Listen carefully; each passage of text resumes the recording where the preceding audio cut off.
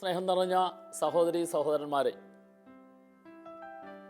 കുറച്ച് നാളുകൾക്ക് മുമ്പ് ഡിവൈൻ ധ്യാന കേന്ദ്രത്തിൽ ഏപ്രിൽ മെയ് മാസങ്ങളിലെ വെക്കേഷൻ സമയത്ത്, ഏതാണ്ട് ആ വെക്കേഷൻ ആരംഭിക്കുന്ന സമയത്ത്, ഒരു +2 അധ്യാപിക അവളുടെ 5ഉം 7ഉം വയസ്സുള്ള 2 മക്കളെയും കൊണ്ട് ധ്യാനിക്കാനായിട്ട് വന്നു.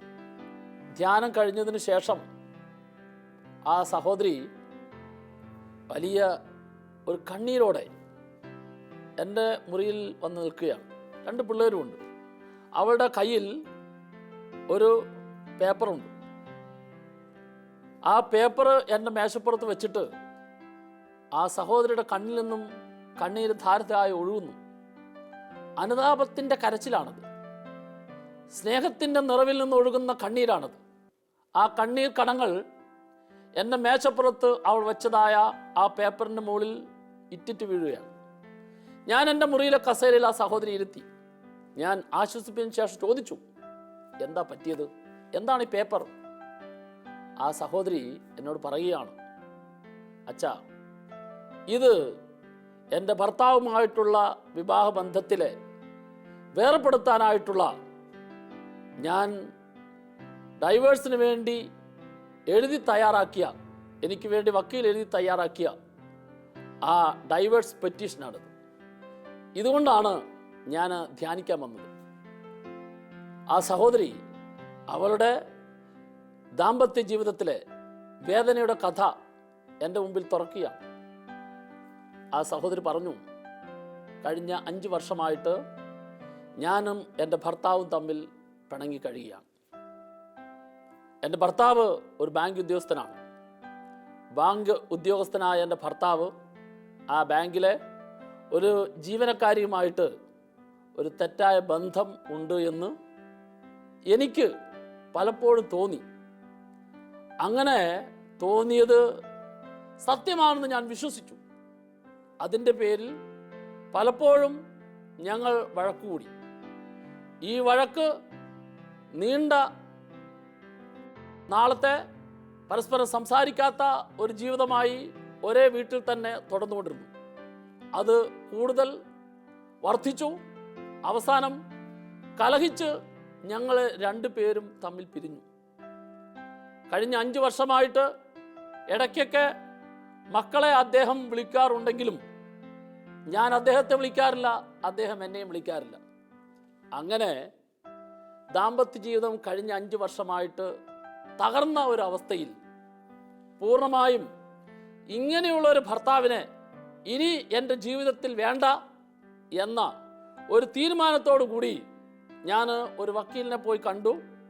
അതിൻ്റെ ഡൈവേഴ്സിനുള്ള പെറ്റീഷൻ തയ്യാറാക്കി. ഞാൻ ഈ പെറ്റീഷനുമായിട്ട് കഴിഞ്ഞ ഞായറാഴ്ച എൻ്റെ 2 മക്കളെയും കൊണ്ട് ധ്യാനിക്കാൻ വന്നതാണ്. ഞാൻ നല്ലൊരു വിശ്വാസിയാണ്. എപ്പോഴും ഞാൻ പ്രാർത്ഥിക്കും, പള്ളിയിൽ പോകും. സാധാരണ എല്ലാ ഞായറാഴ്ചയും വിശുദ്ധ കുർബാനയ്ക്ക് പോകും, മക്കളെ വേദപാഠത്തിന് വിടും.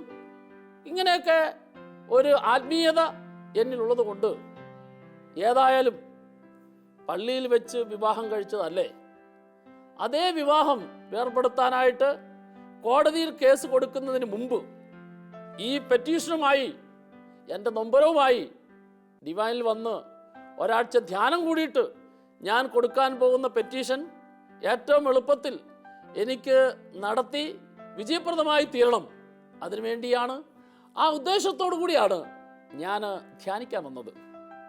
എന്നാൽ വിവാഹബന്ധം വേർപെടുത്തണം, ഈ വേർപെടുത്താനായിട്ടുള്ള എല്ലാത്തിൻ്റെയും കാരണക്കാരൻ എൻ്റെ ഭർത്താവ് മാത്രമാണ് എന്ന് ചിന്തിച്ച് ആ ബന്ധം വേർപെടുത്താനുള്ള പെറ്റീഷനുമായിട്ട് വന്ന ഞാൻ കഴിഞ്ഞ ഞായറാഴ്ച മുതൽ ദൈവത്തിൻ്റെ സന്നിധിയിൽ ഇരുന്ന് വചനം കേട്ടുകൊണ്ടിരുന്നപ്പോൾ ഓരോ ദിവസവും ദൈവത്തിൻ്റെ വചനം എന്നെ പഠിപ്പിച്ചു തന്നു. ഞാൻ സംബന്ധിച്ച ശുശ്രൂഷകള്, ഞാൻ അർപ്പിച്ച വിശുദ്ധ കുർബാനകള്, ഞാൻ സ്തുതിച്ച ആരാധനകള്, അതിലൂടെ എല്ലാം കർത്താവ് എൻ്റെ ഉള്ളിൽ ഓരോ പ്രാവശ്യവും പറഞ്ഞു തരുന്നു, അയാള് നിരപരാധിയാണ്, നീ മനസ്സിലാക്കാത്തത് കൊണ്ടാണ്. അച്ഛാ, എനിക്ക് ഈ ധ്യാനത്തിലൂടെ മനസ്സിലായ 2 കാര്യം. ഒന്ന്, എൻ്റെ ഭർത്താവിനെ ഞാൻ മനസ്സിലാക്കിയില്ല. എൻ്റെ ഭർത്താവിനെ ഞാൻ മനസ്സിലാക്കാത്തതിനാൽ, ഞാൻ അദ്ദേഹത്തെ തെറ്റിദ്ധരിച്ചതിനാൽ, ആ തെറ്റിദ്ധാരണയാണ് ഞങ്ങൾ തമ്മിലുള്ള ബന്ധത്തെ അകലാൻ, ഈ അവസ്ഥയിൽ വന്ന് നിൽക്കാൻ കാരണമായി തീർന്നത്. 2, ഞാൻ ധ്യാനത്തിൽ ദൈവത്തെ മനസ്സിലാക്കി. ദൈവത്തെ മനസ്സിലാക്കി എന്ന് പറഞ്ഞാൽ, എനിക്ക് കർത്താവ് തന്ന ഭർത്താവ് ബന്ധം വേർപെടുത്താൻ വേണ്ടിയിട്ടല്ല, മറിച്ച് എൻ്റെ ജീവിതത്തിൽ ഏതെല്ലാം തെറ്റിദ്ധാരണയുടെ അവസ്ഥയുണ്ടാകുന്നു, ഈ തെറ്റിദ്ധാരണയുടെ അവസ്ഥ എന്നെ പരിശോധിക്കാനായിട്ട് കർത്താവ് അനുവദിക്കുന്നതാണ്. ഭർത്താവല്ല കാരണക്കാരൻ. ഭർത്താവിനെ തന്ന കർത്താവ് അനുവദിക്കുന്നത് ഞാൻ ബന്ധം വേർപെടുത്താനായിട്ടല്ല, മറിച്ച് കർത്താവിനോട് കൂടുതൽ അടുത്തിട്ട്, കർത്താവിൽ നിന്ന് കൂടുതൽ ചൈതന്യം സ്വീകരിച്ചിട്ട്, ഭർത്താവിൻ്റെ കുറവുകളെ കർത്താവിനോട് ലഭിക്കുന്ന കൃപ കൊണ്ട് പരിഹരിക്കുന്നതിന് വേണ്ടിയിട്ടാണ്. എന്നോട് ഈ കാര്യങ്ങൾ മുഴുവൻ ആ സഹോദരി പറഞ്ഞു കഴിഞ്ഞപ്പോൾ അവൾക്ക് വലിയൊരു ആശ്വാസം കിട്ടി. ഞാൻ അങ്ങനെ അവളുടെ കണ്ണിൽ നിന്ന് കണ്ണീരൊഴുകുന്നു, കണ്ണീര് തുടച്ചു, അവളുടെ മുഖം പ്രസന്നമായി. ഞാൻ ആ സഹോദരി ചോദിച്ചു, ഞാൻ എന്താ ഇതിനകത്ത് ചെയ്യേണ്ടത്? അച്ഛാ, ഒരു കാര്യം, അച്ഛനകത്ത് ഇടപെടണം. എൻ്റെ ഭർത്താവിനൊന്ന് വിളിപ്പിക്കണം. ഞാൻ ഈ പറഞ്ഞ കാര്യങ്ങൾ മുഴുവനും അച്ഛനൊന്ന് ഭർത്താവിനോട് പറയണം. പ്രിയപ്പെട്ടവരെ, ആ സഹോദരിയുടെ വാക്കുകൾ കേട്ടപ്പോൾ എനിക്ക് മനസ്സിലായി, ദൈവത്തിൻ്റെ പരിശുദ്ധാത്മാവ് ഈ ധ്യാനത്തിന് ഇവിടെ കൊണ്ടുവന്നതാണ്. ദൈവത്തിൻ്റെ പരിശുദ്ധാത്മാവ് ഇവരെ പൂർണ്ണമായും നല്ലൊരു കുടുംബജീവിതത്തിലേക്ക് നയിക്കുവാൻ വേണ്ടിയിട്ട് ഈ ധ്യാനത്തിലൂടെ ഇടപെട്ടിരിക്കുന്നു. പ്രിയപ്പെട്ടവരെ, നിങ്ങൾക്കറിയാം, ഇതൊരൊറ്റപ്പെട്ട സംഭവമൊന്നുമല്ല. എല്ലാ ആഴ്ചയിലും ഇതുപോലെ അനേകായിരങ്ങളെ തകർന്ന ബന്ധത്തിൽ നിന്ന് സ്നേഹത്തിൽ കൂട്ടിയോജിപ്പിക്കുന്ന, പാപത്തിൻ്റെയും ദുശീലത്തിൻ്റെയും അവസ്ഥകളിൽ നിന്ന് രക്ഷയുടെ അനുഭവത്തിലേക്ക് നയിക്കുന്ന അനേകം സംഭവങ്ങളാണ് ഓരോ ആഴ്ചയിലും ഓരോ വ്യക്തികൾക്ക് നൽകി കർത്താവ് ഡിവൈൻ ധ്യാന കേന്ദ്രത്തിലെ വചന ശുശ്രൂഷയിലൂടെ അനുഗ്രഹിച്ചു കൊണ്ടിരിക്കുന്നത്. അതിന് ഏറ്റവും പ്രധാനപ്പെട്ട ഒരു ഉദാഹരണമാണ് ഈ ആഴ്ചയിൽ സംഭവിച്ചത്. ആ സംഭവിച്ച കാര്യമാണ് ആ സഹോദരി എൻ്റെ അടുക്കൽ ഒന്ന് പറയുമ്പോൾ എനിക്ക് മനസ്സിലാക്കാൻ സാധിച്ചത്. ഞാൻ ഇവളെ കേട്ടതിന് ശേഷം ഞാൻ അവളോട് പറഞ്ഞു, നീ ഗസ്തമനിൽ അത് 24 മണിക്കൂറും വിശുദ്ധ കുർബാന എഴുന്നള്ളിച്ച് വെച്ച് ലോകം മുഴുവനും, പ്രത്യേകിച്ച് ഡിവൈൻ ധ്യാന കേന്ദ്രത്തിൽ നടക്കുന്ന 7 ഭാഷകളുടെ ധ്യാനത്തിൻ്റെ വിജയത്തിന് വേണ്ടി പ്രാർത്ഥിക്കുന്ന കൂട്ടായ്മയാണ്. ആ ആരാധനയിൽ നീ ഏതാണ്ട് ഒരു 2 മണിക്കൂർ പോയിരിക്കും. അതിനുശേഷം നീ എൻ്റെ അടുക്കിലേക്ക് വരിക. ഞാൻ അപ്പോൾ ഭർത്താവിനോട് സംസാരിച്ച് കാര്യങ്ങൾ നിനക്ക് അനുകൂലമാകുന്ന രീതിയിൽ ദൈവത്തിൻ്റെ പരിശുദ്ധാത്മാവിൻ്റെ പ്രേരണ അനുസരിച്ച് നമുക്ക് ചെയ്യാം. ഞാൻ അവളെ പ്രാർത്ഥിച്ച് ആരാധനയ്ക്കായി വിട്ടു. ഞാൻ അവളുടെ ഭർത്താവിനെ വിളിച്ചു. പ്രിയപ്പെട്ടവരെ, ഒരു സത്യം അറിയണം.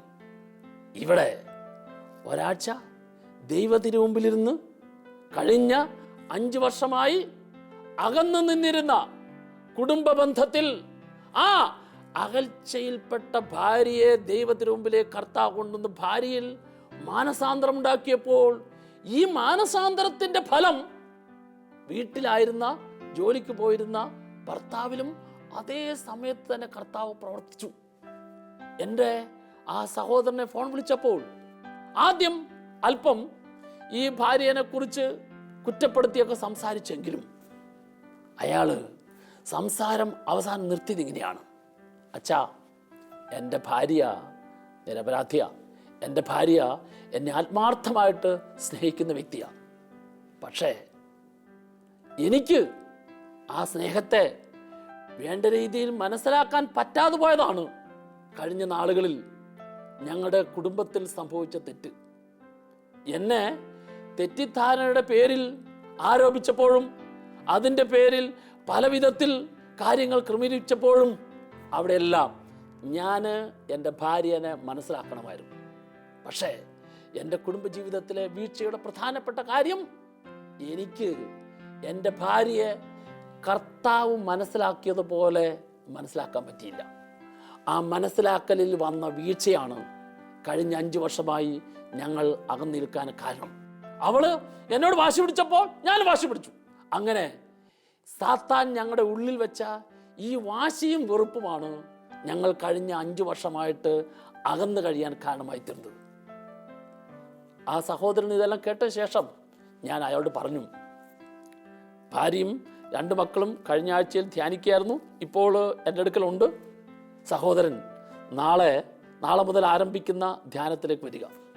പ്രിയപ്പെട്ടവരെ, അങ്ങനെ ആ ബാങ്ക് ഉദ്യോഗസ്ഥൻ 2 ആഴ്ചത്തേക്ക് ലീവ് എടുത്തു. എന്നിട്ട് ധ്യാനത്തിന് വന്നു. ഞാൻ ആ ഭാര്യയെയും 2 മക്കളെയും അങ്ങനെ കുടുംബത്തെ മുഴുവൻ പിറ്റേ ദിവസം മുതലുള്ള ധ്യാനത്തിൽ സംബന്ധിപ്പിച്ചു. അവർ വലിയ സന്തോഷമായി. ആ കഴിഞ്ഞ 5 വർഷമായിട്ട് അകന്നു നിന്ന കുടുംബ ബന്ധം ദൈവത്തിൻ്റെ പരിശുദ്ധാത്മാവ് കൂടുതൽ സമൃദ്ധിയിൽ കൂട്ടിയോജിപ്പിച്ചു. എന്നിട്ട് 2 ആഴ്ചത്തേക്ക് ലീവെടുത്ത ആ ഭർത്താവ് വീണ്ടും ആ 2 ആഴ്ച 2 മാസമാക്കി. എന്താണെന്നറിയോ? ആ മക്കൾക്കും ഭാര്യയ്ക്കും വെക്കേഷൻ സമയം, അവധിയുടെ സമയമാണ്. ഈ 2 മാസം ആ ഭാര്യയും ഭർത്താവും ഡിവൈൻ ധ്യാന കേന്ദ്രത്തിൽ ഏറ്റവും കൂടുതൽ ആൾക്കാർ ധ്യാനിക്കാനായിട്ട് വരുന്ന സമയമാണ് വെക്കേഷൻ സമയം. ഈ വെക്കേഷൻ സമയത്ത് തൻ്റെ കുട്ടികളെയും അതുപോലെ ഡിവൈൻ ധ്യാന കേന്ദ്രത്തിൽ പ്രേക്ഷിതരായിട്ടുള്ള അനേകം പാവപ്പെട്ട കുട്ടികളുണ്ട്, പഠന മേഖലയിൽ പിന്നോട്ടുള്ള കുട്ടികൾ. ആ കുട്ടികൾക്ക് ട്യൂഷൻ കൊടുക്കുകയും അതുപോലെ ഭർത്താവ് ഡിവൈൻ ധ്യാന കേന്ദ്രത്തിൽ സഹായിക്കാൻ സാധിക്കുന്ന മേഖലകളിൽ 2 മാസം ആ കുടുംബം ശുശ്രൂഷ ചെയ്തു. അതിനുശേഷം അവർ വീട്ടിലേക്ക് തിരിച്ചു പോയി. പ്രിയപ്പെട്ടവരെ, ഇപ്പോൾ കുറേ നാളുകളായി വലിയ സന്തോഷത്തിലും സമാധാനത്തിലും കഴിയുന്ന ഒരു കുടുംബം. മാത്രമല്ല, സാധിക്കുന്നിടത്തോളം അവരുടെ ആ ജോലി മേഖലയിലുള്ള സഹപ്രവർത്തകരെ, വിദ്യാർത്ഥികളെ, ബാങ്ക് ഉദ്യോഗസ്ഥരെ ഡിവൈൻ ധ്യാന കേന്ദ്രത്തിലേക്ക് ധ്യാനിക്കാനായിട്ട് പറഞ്ഞുവിടുന്നു, സുവിശേഷ വേല ചെയ്യുന്നു. ഈ ദമ്പതികളുടെ ജീവിതത്തിൽ കഴിഞ്ഞ നാളുകളിൽ 5 വർഷമായിട്ട് അകന്നിരിക്കാൻ എന്താ കാരണം? തകർന്ന അവസ്ഥയുമായിട്ട് കഴിയാൻ എന്താ കാരണം? അവരുടെ 2 പേരുടെയും സംസാരത്തിൽ നിന്ന് മനസ്സിലാക്കിയ പ്രധാനപ്പെട്ട 2 കാര്യമാണ്. ഒന്ന്, അവർ ദൈവത്തെ മനസ്സിലാക്കുന്ന കാര്യത്തിൽ പരാജയപ്പെട്ടു. 2, പരസ്പരം മനസ്സിലാക്കുന്ന കാര്യത്തിൽ പരാജയപ്പെട്ടു. ജീവിതം സന്തോഷപ്രദവും സമാധാനപ്രദവും ആനന്ദപ്രദവും വിജയപ്രദവുമായി തീരണമെങ്കിൽ എന്നും എപ്പോഴും 2 കാര്യങ്ങൾ എൻ്റെ ഉള്ളിൽ നിറയണം. ഒന്ന്, ഞാൻ ദൈവത്തെ മനസ്സിലാക്കണം. 2, ഞാൻ മനുഷ്യരെ മനസ്സിലാക്കണം. ദൈവത്തെ മനസ്സിലാക്കും തോറും ഞാൻ ദൈവത്തോട് കൂടുതൽ അടുക്കും. ദൈവത്തെ മനസ്സിലാക്കും തോറും ഞാൻ ദൈവത്തോട് കൂടുതൽ അടുക്കും. ഞാൻ ദൈവത്തോട് കൂടുതൽ അടുത്താൽ ദൈവം എന്നെ അനുഗ്രഹിക്കും. ദൈവം എന്നെ അനുഗ്രഹിച്ചാൽ എൻ്റെ ജീവിതം ഓരോ ദിവസവും ആനന്ദപ്രദമായി തീരും. ശ്രദ്ധിക്കണം, എനിക്ക് ശരീരത്തിൽ രോഗം കർത്താവ് അനുവദിക്കുന്നത് ഈ രോഗിയായ നിന്നെ കർത്താവ് സ്നേഹിക്കാത്തത് കൊണ്ടല്ല, ശ്രദ്ധിക്കാത്തത് കൊണ്ടല്ല, പരിഗണിക്കാത്തത് കൊണ്ടല്ല.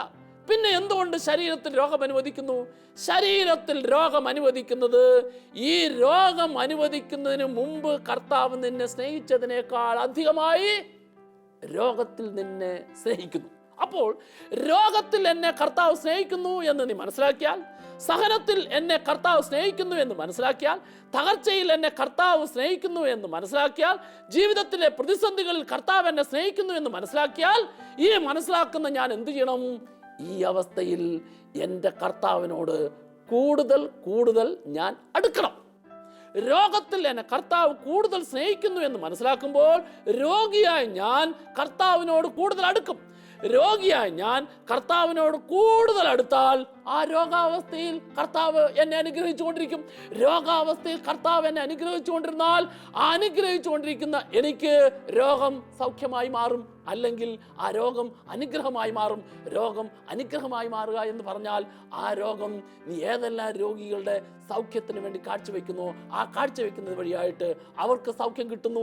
ഏതെല്ലാം പാപികളുടെ മാനസാന്തരത്തിന് കാഴ്ചവെക്കുന്നു, അവർക്ക് മാനസാന്തരം ഉണ്ടാകുന്നു. നീ ഏതെല്ലാം തകർന്ന കുടുംബങ്ങളുടെ രക്ഷയ്ക്ക് വേണ്ടി കാഴ്ചവെക്കുന്നു, നിന്റെ രോഗം മറ്റുള്ളവരുടെ രക്ഷയ്ക്ക് വേണ്ടി കാഴ്ചവെക്കുന്നതിനാൽ അവരിൽ രക്ഷ നിന്നിലൂടെ കർത്താവ് നൽകും.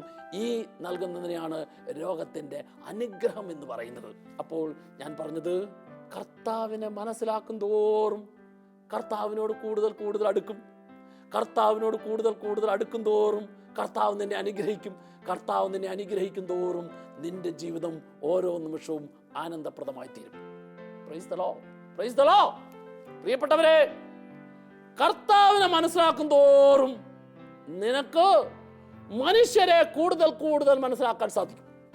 മനുഷ്യരെ കൂടുതൽ കൂടുതൽ മനസ്സിലാക്കും തോറും നിന്റെ ഉള്ളിൽ ഒരു കാര്യം പഠിപ്പിച്ചു തരും ആ മനുഷ്യൻ. അതാരാകാം? നീ കുറ്റപ്പെടുത്തുന്നു, സ്നേഹിക്കുന്നില്ല, അംഗീകാരം തരുന്നില്ല, ബഹുമാനിക്കുന്നില്ല എന്ന് പറയുന്ന നിന്റെ ജീവിത പങ്കാളി നിരപരാധിയാണ് എന്ന തിരിച്ചറിവിലേക്ക് വരും. ദൈവത്തെ കൂടുതൽ മനസ്സിലാക്കും തോറും ദൈവം തന്ന മനുഷ്യ വ്യക്തികൾ നീ അന്ന് വരെ അവരെ ഏത് കണ്ണുകൊണ്ടാണോ കണ്ടത് ആ കാഴ്ച മാറും. പിന്നെയോ നിന്നിൽ ആ കാഴ്ചയിൽ നിനക്കൊരു ഉൾക്കാഴ്ച കിട്ടും. ആ ഉൾക്കാഴ്ചയാണ് മനുഷ്യരെ നിരപരാധിയാണ് എന്നുള്ള ഉൾക്കാഴ്ച. Praise the Lord. നിങ്ങൾ മനസ്സിലാക്കണം, ഈശോ ഏറ്റവും കൂടുതൽ പിതാവിനെ മനസ്സിലാക്കി. ഈശോ ഏറ്റവും കൂടുതൽ മനുഷ്യരെ മനസ്സിലാക്കി. ഈശോ പിതാവിനെ മനസ്സിലാക്കിയപ്പോൾ തെറ്റ് ചെയ്യാത്ത തന്നെ കുറ്റക്കാരനായി ഈ പീലാത്തോസ് വിധിക്കുന്ന പീലാത്തോസ് അല്ല, മറിച്ച് പിതാവാണ് അനുവദിച്ചത്.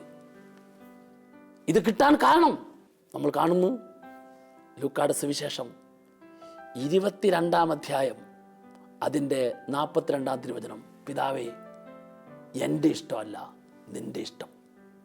പിതാവ് അനുവദിക്കുന്നതിനെല്ലാം ആനന്ദത്തോടെ സ്വീകരിക്കണമെങ്കിൽ പിതാവിനെ മനസ്സിലാക്കണം. യേശു പിതാവിനെ മനസ്സിലാക്കി. പിതാവിനെ മനസ്സിലാക്കിയപ്പോൾ പിതാവ് അനുവദിച്ചതെല്ലാം ആനന്ദമായി സ്വീകരിച്ചു. എന്താ ആനന്ദമായി സ്വീകരിക്കാൻ കാരണം?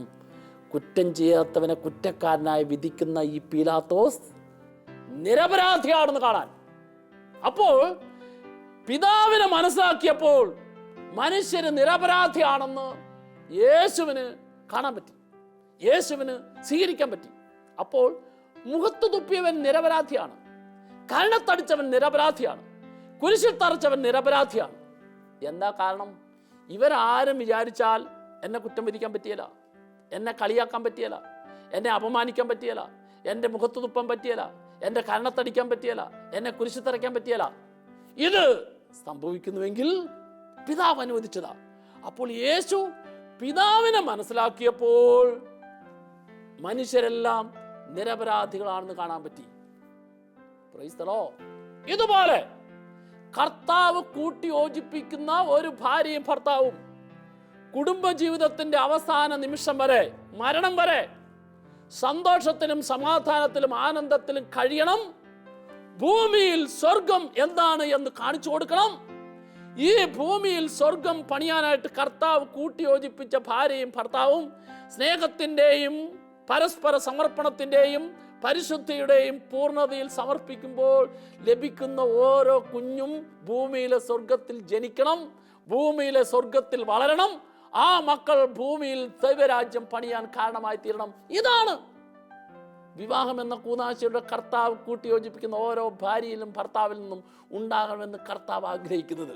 ഇങ്ങനെ ഈ ആഗ്രഹത്തോടു കൂടി കൂട്ടിയോജിപ്പിക്കുന്ന ദാമ്പത്യ ജീവിതത്തിൽ അവിടെ ബുദ്ധിമുട്ടുകളും പ്രയാസങ്ങളും അത് കർത്താവ് അനുവദിക്കുന്നതാ. തെറ്റിദ്ധാരണകളും കുറ്റവിധികളും കർത്താവ് അനുവദിക്കുന്നതാ. അത് മനസ്സിലാക്കണതാ, എന്നെ സ്നേഹിക്കാത്ത ഒരു വാക്ക് എൻ്റെ ഭാര്യയിൽ നിന്ന് വന്നാൽ ഞാൻ മനസ്സിലാക്കണം, ഈ വാക്ക് ഭാര്യയിൽ നല്ല, മറിച്ച് ഈ ഭാര്യ ഇങ്ങനെ പറയാൻ എൻ്റെ കർത്താവ് അനുവദിക്കുന്നതാ. എന്തിനാ കർത്താവ് അനുവദിക്കുന്നത്? നീ ഭാര്യയുടെ വാക്കുകൊണ്ട് നിന്റെ മനസ്സ് മുറിയാനല്ല, അല്ലെങ്കിൽ ഭർത്താവിൻ്റെ കുറ്റപ്പെടുത്തൽ കൊണ്ട് നിന്റെ മനസ്സ് മുറിയാനല്ല, മറിച്ച് ഈ കുറ്റപ്പെടുത്തലും ഈ കളിയാക്കലും നിനക്ക് കർത്താവ് തന്ന ഈ ജീവിത പങ്കാളിയെ, ആ ജീവിത പങ്കാളിയിൽ നിന്ന് ഉണ്ടാകുന്ന കുറ്റപ്പെടുത്തലും അപമാനവും സ്നേഹക്കുറവും എല്ലാം നിനക്ക് കർത്താവ് തന്ന ഈ വ്യക്തിയെ തന്ന കർത്താവിൻ്റെ കരങ്ങളിലേക്ക് അവളിലൂടെ അവനിലൂടെ ഉണ്ടായ കുറ്റപ്പെടുത്തലിന് കളിയാക്കലിന് കൊടുത്തെങ്കിൽ മാത്രമേ അതിനെ ഓരോ ദിവസവും അനുഗ്രഹമാക്കി മാറ്റാൻ പറ്റുള്ളൂ. അപ്പോൾ ഞാൻ അതിനു വേണ്ടിയാണ് ഈ ഭാര്യ, ഈ ഭർത്താവ് എന്നെ ഇങ്ങനെ പറഞ്ഞത് എന്ന് മനസ്സിലാക്കിയാൽ എനിക്ക് ജീവിത പങ്കാളിയെ നിരപരാധിയായി കാണാൻ പറ്റുള്ളൂ, അപ്പനെയും അമ്മയെയും നിരപരാധിയായി കാണാൻ പറ്റുള്ളൂ, അധികാരിയെ നിരപരാധിയായി കാണാൻ പറ്റുള്ളൂ. എൻ്റെ ജോലി മേഖലയിൽ എന്നെ സഹപ്രവർത്തകർ കുറ്റപ്പെടുത്തുമ്പോൾ, അധികാരികൾ കുറ്റപ്പെടുത്തുമ്പോൾ ഞാൻ കുറ്റപ്പെടുത്തുന്ന സഹപ്രവർത്തകരിലേക്കല്ല, അധികാരികളിലേക്കല്ല ഞാൻ നോക്കേണ്ടത്, മറിച്ച് ഞാൻ കർത്താവിലേക്ക് നോക്കണം. എന്താ കാരണം എന്നറിയാവോ? ഈ സഹപ്രവർത്തകരെ എനിക്ക് തന്നത് കർത്താവാണ്, ഈ അധികാരിനെ എനിക്ക് തന്നത് കർത്താവാണ്. ആ കർത്താവാണ് തന്നതെങ്കിൽ ഇങ്ങനെ ഒരു കുറ്റപ്പെടുത്തുന്ന അല്ലെങ്കിൽ ചെയ്യാത്ത കാര്യം ചെയ്തു എന്ന് പറയുന്നത് കർത്താവ് അനുവദിക്കുന്നുണ്ടെങ്കിൽ, അനുവദിക്കുന്ന കർത്താവിൻ്റെ കരങ്ങളിലേക്ക് ഞാൻ ആ അനുവദിക്കുന്നതിനെ കൊടുത്താൽ എനിക്ക് എൻ്റെ ജോലി മേഖലയിൽ കർത്താവ് കൂടുതൽ ഉയർച്ച തരും, എൻ്റെ ജോലി മേഖലയിൽ കർത്താവ് കൂടുതൽ സമൃദ്ധി തരും. ഈ തിരിച്ചറിവ് എന്നിൽ ഉണ്ടാകുമ്പോഴാണ് അപ്രകാരം പ്രവർത്തിച്ച വ്യക്തികളെ നിരപരാധിയായി കാണാൻ സാധിക്കുന്നത്.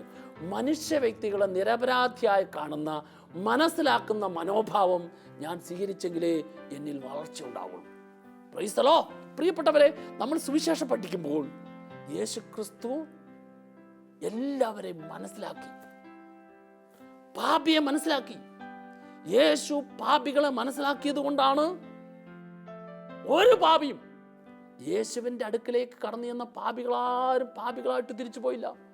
അവരെല്ലാം മാനസാന്തരപ്പെട്ട് സന്തോഷത്തോടെ തിരിച്ചു പോകാൻ കാരണം യേശു പാപികളെ മനസ്സിലാക്കിയത് കൊണ്ടാണ്. യേശുവിൻ്റെ അടുക്കലേക്ക് കടന്നു ചെന്ന രോഗികളാരും രോഗികളായിട്ട് തിരിച്ചു പോയില്ല.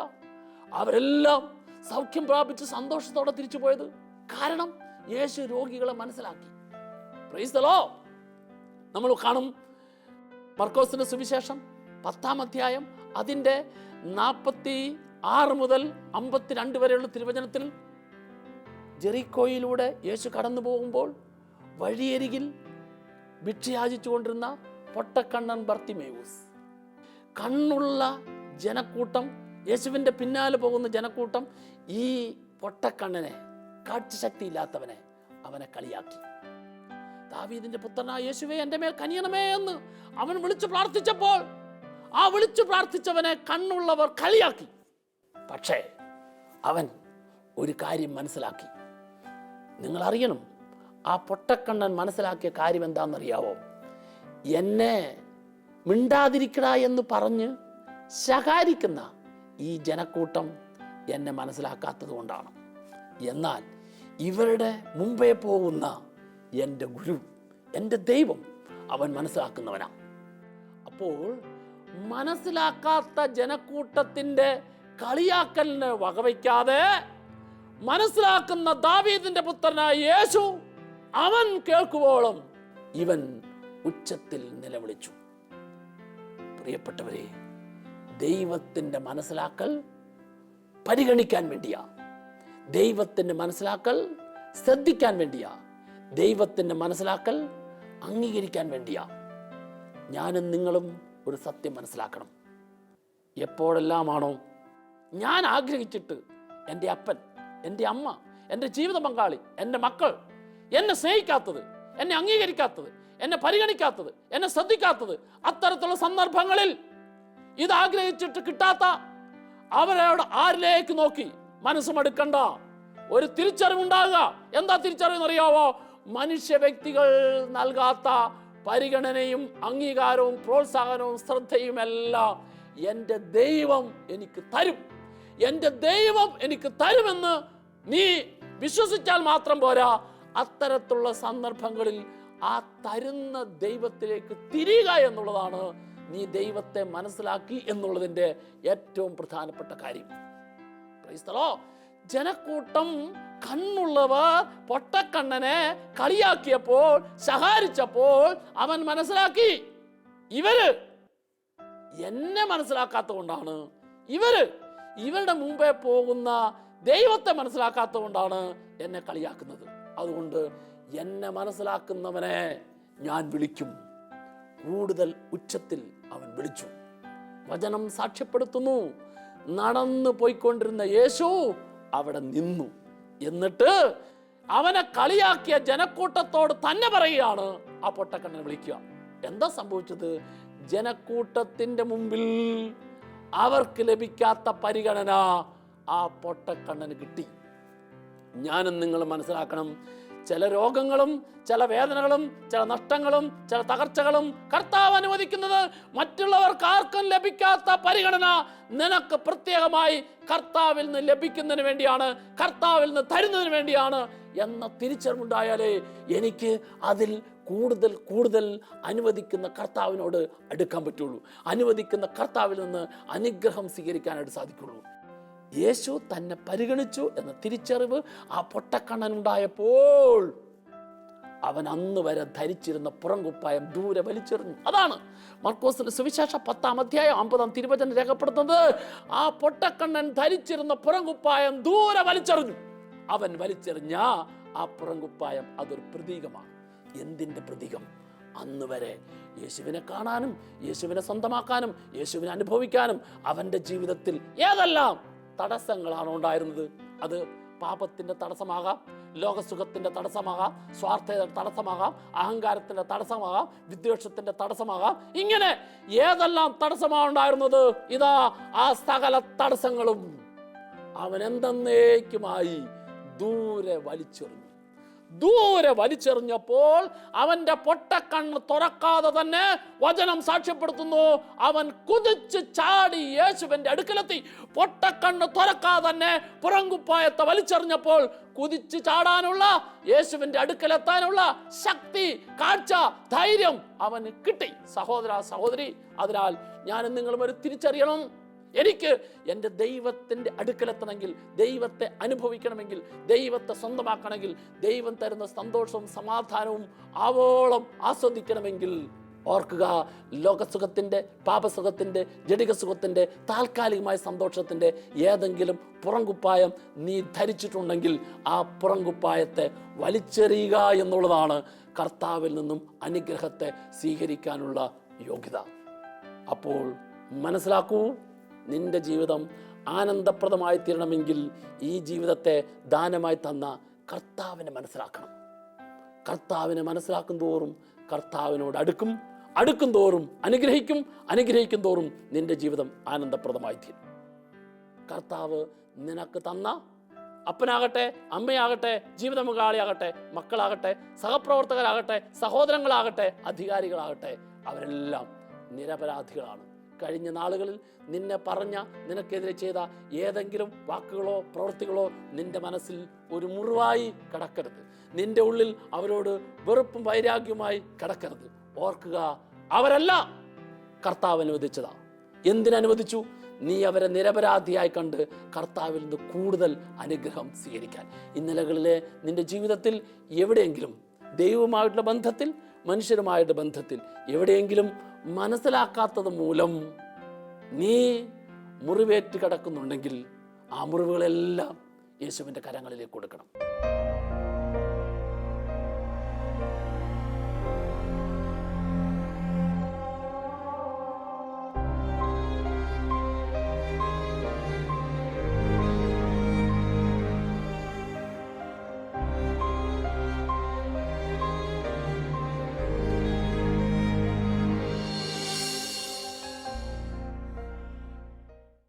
വിശദ വിവരങ്ങൾക്ക് director, divine vision, divine retreat centre, Muringoor, Chalakudy 680316, Kerala, south India. Telephone 0091 480 270 8098, 0091 480 270 2613. Fax 0091 480 270 8097.